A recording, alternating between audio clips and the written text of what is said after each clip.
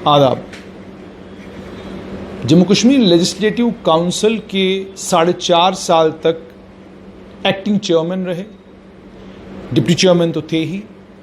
Legislative council में अपनी विट और अपनी पॉलिटिकल सगैसिटी के लिए जाने जाने वाले और क्रिकेट के साथ भी एक बिल्कुल क्लोज नाता और बिजनेस फ्रेटर्निटी में भी एक अलग नाम रखने वाले मेरे साथ इस वक्त हैं अरविंदर सिंह मिकी। मिकी जी, बहुत बहुत स्वागत है आपका। शुक्रिया जी, बहुत बहुत। मिकी जी, सबसे पहले शुरुआत यहाँ से करना चाहूँगा कि कोविड की जो लड़ाई जम्मू कश्मीर की सरकार लड़ रही है, उसमें शिकायत ये आ रही है कि लखनपुर पूरे इंडिया में अगर आपने कहीं पे भी जाना है तो उतनी रिस्ट्रिक्शंस नहीं है जितनी रिस्ट्रिक्शन लखनपुर में सरकार ने लगाई है। लेकिन उसके बावजूद कोविड के केसेस भी बढ़ रहे हैं।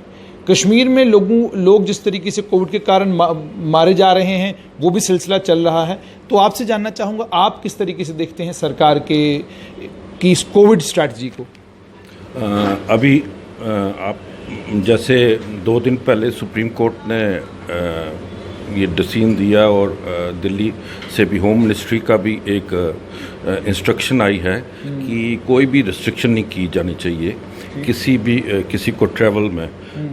और लास्ट वीक मैं दिल्ली से आया था तो सिर्फ यहाँ से जाते समय कोई प्रॉब्लम नहीं हुई। आते टाइम में हमें तकरीबन एयरपोर्ट में 3 घंटे के लिए रोका गया, टेस्ट किया। अच्छी बात है, टेस्ट होना चाहिए सबका। और यहाँ इतनी फैसिलिटी नहीं है बैठाने के लिए या ऐसे लाइनों में खड़ा करके। जो स्पेशली जो टूरिस्ट आ रहा है, अब वैष्णो माता के लिए भी जो यात्री आना स्टार्ट हो गए, तो उनको जिस तरीके से एयरपोर्ट पे खड़ा किया जा रहा है और ट्रीट किया जा रहा है, मैं समझता हूँ वो इनका अरेंजमेंट अच्छा नहीं है। तो अभी तो लकीली सब खुल गया है। हम उम्मीद करते हैं कि जम्मू में जो भी आएंगे, काफ़ी लोग यहाँ जम्मू से जैसे हमारे मजदूर थे और वापस चले गए हैं, वापस आ रहे हैं। इसलिए नहीं आ रहे, आज आपने देखा है कि जम्मू में कितना लेबर प्रॉब्लम है, कोई भी काम नहीं चल रहा, सब स्टैंड स्टिल हो गया। तो इस वजह से ये लेबर डर के नहीं आ रहे कि हमारी स्टेट में, पंजाब में तो आ गए सारे, तो जम्मू में नहीं आ रहे क्योंकि वो डरते हैं कि हम क्वारंटीन में 14 दिन के लिए रखेंगे। और उसके बाद क्वारंटीन के भी 2 तरह के कानून हैं। एक कानून तो वीवीआईपीओ के लिए हैं और दूसरे कानून आम लोगों के लिए हैं। शिकायत ये आ रही कि जो आम लोग हैं, आम लोगों को हर तरह की परेशानी झेलनी पड़ती है।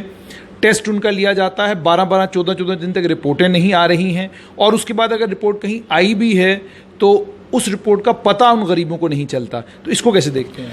ये आपने देखा कि जब लखनपुर से आए कठुआ में, इन्होंने क्वारंटीन में रखा, 1-2 बंदों की डेथ भी हो गई वहाँ। उसके बाद गवर्नमेंट काफ़ी परेशान हो गई थी। अभी जितने भी ट्रेन वगैरह में आ रहे हैं सबको उधमपुर ले जा के क्वारंटीन में रखते थे।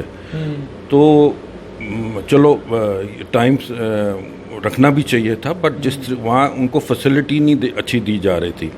एक साइड तो हमारे प्रधानमंत्री जी ने 20 लाख करोड़ का जो पैकेज अनाउंस किया था इस टाइम में, तो वो मैं सोचता हूँ ग्राउंड में वो पैसा नहीं आया। तो अगर फ्री फूड वगैरह था, उस पर भी एक बहुत बड़ा स्कैम हो गया। तो इसके बारे में भी हम चाहेंगे कि जो, और ख़ास करके ये जो रिलीफ होना चाहिए था। मैं सिर्फ आपको एक ट्रांसपोर्ट इंडस्ट्री की बात बताऊं, यहाँ आज तक बसेस नहीं चल पाई, आज तक मैटाडोरें नहीं चल पाई और पब्लिक ट्रांसपोर्ट नहीं चल पाई। उससे क्या हो रहा है, उनको इंटरेस्ट, उनका जो फाइनेंस का इंटरेस्ट जा रहा है। कुछ कंट्रीज़ ऐसी हैं, कुछ स्टेटें ऐसी, कुछ कंट्रीज़ हैं जैसे ये भूटान है, छोटी छोटी कंट्रीज़, उन्होंने इंटरेस्ट माफ़ कर दिया था। तो हम भी सोचते थे कि हमारे ये पैकेज में, प्राइम मिनिस्टर पैकेज में ये आएगा कि इनका इंटरेस्ट माफ़ किया जाएगा। होटल इंडस्ट्री है, टूरिज़्म के साथ जितने भी ताल्लुक़ हैं, इनका इंटरेस्ट माफ़ कर देना चाहिए था। तो EMI तो ये ले रहे हैं, पर इन सारे बैंक्स इंटरेस्ट भी ले रहे हैं, तो उससे बड़ा नुकसान हो रहा है, आम आदमी के ऊपर बहुत बोझ पड़ रहा है। और एक तो काम ही नहीं है, और दूसरा ये गवर्नमेंट का जो इतना हैवी इंटरेस्ट है बैंक्स ले रहे हैं। तो मैं सोचता हूँ कि ये होना नहीं चाहिए था। अरिंदर जी, जैसे वीकेंड लॉकडाउन का फैसला सरकार ने लिया है, फ्राइडे की शाम को 6 बजे आप बंद कर देते हैं, सैटरडे संडे बंद रहता है। उससे पहले लॉकडाउन मार्च 24, 2020 को शुरू हुआ, 3 महीने लगातार लॉकडाउन चलता रहा। उस लॉकडाउन के बाद क्या आपको लगता है ये जो 3 दिन का लॉकडाउन दोबारा से शुरू किया गया है कि 3 दिन आप सारा कारोबार सब कुछ बंद कर देते हैं, इसका असर एज ए कारोबारी आप पर कितना पड़ रहा है? ये अभी इसका एज अ बिजनेसमैन भी हमें बड़ा नुकसान है, क्योंकि 5 दिन वर्किंग है, तकरीबन आप 4.5 दिन ही लगा लो ये वर्किंग है। उसके बाद 5वें दिन तो जब काम स्टार्ट होता है सबको घर जाने की तैयारी में होते हैं। तो इसलिए ये जो इनका लॉकडाउन इन्होंने चेन ब्रेक करनी थी, ये कोरोना स्प्रेड नहीं हो। पर दूसरी साइड ये हो रहा है कि बिजनेसमैन को बड़ा लॉस है। और आप देख ही रहे हो कि मैंने सिर्फ अभी आपको ट्रांसपोर्ट की बारे में इन्होंने टैक्सेस लगा लिए, इस पे डीजल और पेट्रोल का रेट बढ़ा लिया। आज इतना रेट बढ़ गया हुआ है कोई वाइबल ही नहीं है बसेस के लिए। और दूसरी साइड इनको डायरेक्शन दी जा रही है कि आप 30% रेट बढ़ा लो और 50% जो पैसेंजर कैपेसिटी है वो कम करो। तो ये मैं सोचता हूँ कि ट्रांसपोर्ट इंडस्ट्री सबसे ज़्यादा सफ़र कर रही है। दूसरी साइड आपने टैक्सेस इतने बढ़ा दिए हैं। पिछले 1 साल से ये जो इंश्योरेंस है, इंश्योरेंस 2 व्हीलर्स कंपनी के ऊपर लास्ट मंथ तक 5 साल के लिए ज़रूरी थी। हर अगर आप कोई भी 2 व्हीलर और 3 व्हीलर 4 व्हीलर लेते हैं उसके लिए आपको 3 साल की इंश्योरेंस बिल्कुल कंपलसरी थी। और एक जैसे कोई 50,000 का स्कूटर है, 10,000 इंश्योरेंस कॉस्टिंग करती है 5 साल की। वो एक गरीब आदमी जो बेचारा साइकिल से स्कूटर पे जाता है वो कैसे अफोर्ड करेगा? और जो आपने 10,000 रुपया लिया 5 साल का आगे का, उस पर आपने इंटरेस्ट नहीं दिया। अगर आपसे कोई पैसा लेता है तो आप उस पर इंटरेस्ट लेते हो, एडवांस आपने ले लिया तो आपने इंटरेस्ट उनको नहीं दिया या उनको उसका इंश्योरेंस में रेट कम कर देते। तो इस तरीके से हर जगह से एक तो कोरोना के साथ मार है, दूसरी साइड से गवर्नमेंट की पॉलिसी के साथ। आपकी अपनी जो सेल्स हैं ऑटो की, वो सेल्स कम हुई हैं? और अगर कम हुई तो कितनी कम हुई हैं? इस लॉकडाउन के दौरान तो बंद ही था सब कुछ, लेकिन जब से खुला है तब से स्थिति क्या है? 2 व्हीलर की सेल तो ठीक ही है, पर दूसरी साइड से प्रोडक्शन नहीं है। पीछे जो कंपनीज हैं लेबर सारी चले गई अपने वापसी को ज़्यादा वो बिहार, वेस्ट बंगाल वगैरह के थे।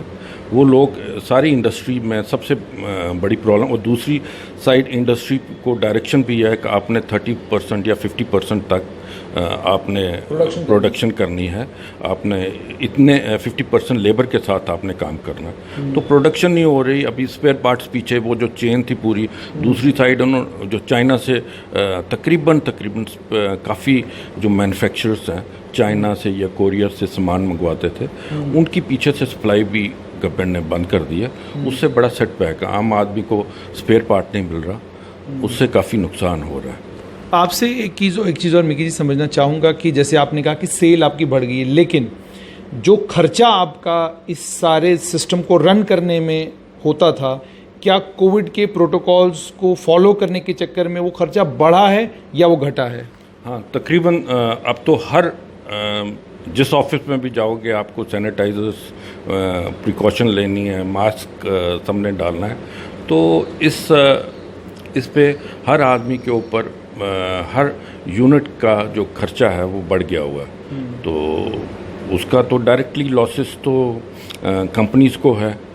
तो ये इसका तो हमें कोई कहीं से बेनिफिट नहीं। हमारी जो कमीशंस हैं वो कमीशन तो नॉमिनल सी है, बट उसी से हमने सारा स्टाफ को भी चलाना है सारा।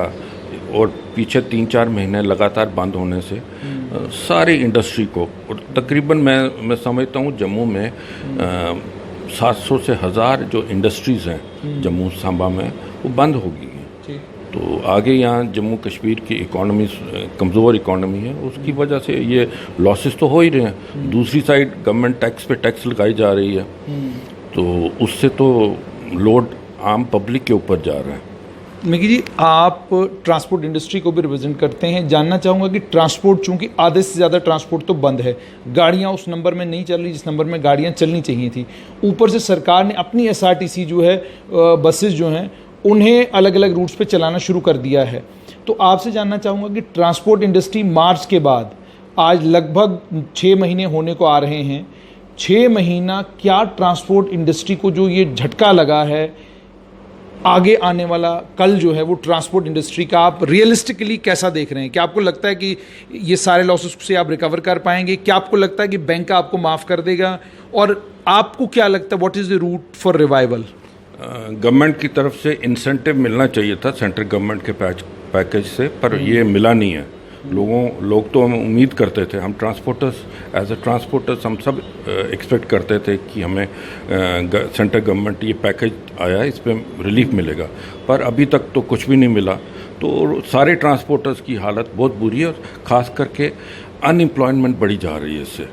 ड्राइवर, लेबर, मिस्त्री और कंडक्टर्स, कितनी फैमिलीज इस पे इन्वॉल्व है। जम्मू में तकरीबन 10-15 हज़ार तो हमारे ये ट्रक हैं, टैंकर्स हैं, सारे सबका काम। अगर बस नहीं चल रही तो पेट्रोल पंप की डीजल की कंजप्शन नहीं, वो हर आदमी हर ट्रांसपोर्ट से हर आदमी जुड़ा हुआ है। रेट, अगर आपने रेट बढ़ाए हैं ट्रांसपोर्ट का, उसका इफ़ेक्ट कंज्यूमर आइटम्स पे पड़ गया, तो हर आदमी को उससे इफ़ेक्ट हुआ है ट्रांसपोर्ट के साथ। मिकी जी, जम्मू म्यूनसिपल कॉरपोरेशन जो है उसको लेकर लोग ये कहना अब शुरू हो गए हैं कि टारगेटेड एक्शन होते हैं जम्मू म्यूनसिपल कॉरपोरेशन के, जहां जम्मू म्यूनसिपल कॉरपोरेशन को लगता है कि पॉलिटिकल मोटिव्स के चलते या किसी और वजह से स्पेसिफिक लोगों को टारगेट किया जाता है। इन जनरल जो मुहिम होनी चाहिए थी एनक्रोचमेंट्स को रिमूव करने के लिए, बाकी सारे काम करने के लिए, वो नहीं हो रहा। क्या आप इस चीज़ को मानते हैं या आपको लगता है कि जम्मू म्यूनसिपल कॉरपोरेशन ठीक काम कर रही है? मेरा तो बड़ा ताल्लुक़ रहा, मेरे फादर अर्ली 50s में भी काउंसलर रहे, उसके बाद मेरे ब्रदर हम बलविंदर जी, जिनके नाम का ये चौक पीक क्रॉसिंग है, वो भी यहाँ से कॉरपोरेटर है। और लकीली मैंने अपर हाउस में लोकल बॉडीज़ को रिप्रेजेंट, एक सीट होती है उसको रिप्रेजेंट करके, सो मेरा ताल्लुक अर्बन बॉडीज़ से काफ़ी रहा। तो मैं देखता हूँ कि आज तक म्यूनसिपैलिटी जो थी, ये जो एक बार आप इलेक्शन जीत गए हैं, कॉरपोरेटर्स जितने भी हैं या काउंसलर्स, उनका काम है कि आप स्मूथली बैलेंस होके चलो, ये पार्टी वाइज नहीं होना। बट अनफॉर्चुनेटली हम देख रहे हैं कि किस तरीके से कच्ची चामनी में जो जिनके पास वो थे लीगल डॉक्यूमेंट्स के, कोर्ट के ऑर्डर थे, उसके बावजूद उन्होंने कुछ दुकानें को तोड़ दिया। कल भी देख रहे हैं हम ये। बट दूसरी साइड में हमें अफसोस होता है, अच्छे चलो बीजेपी की काउंसलर हैं यहाँ, उनकी हुकूमत चल रही है।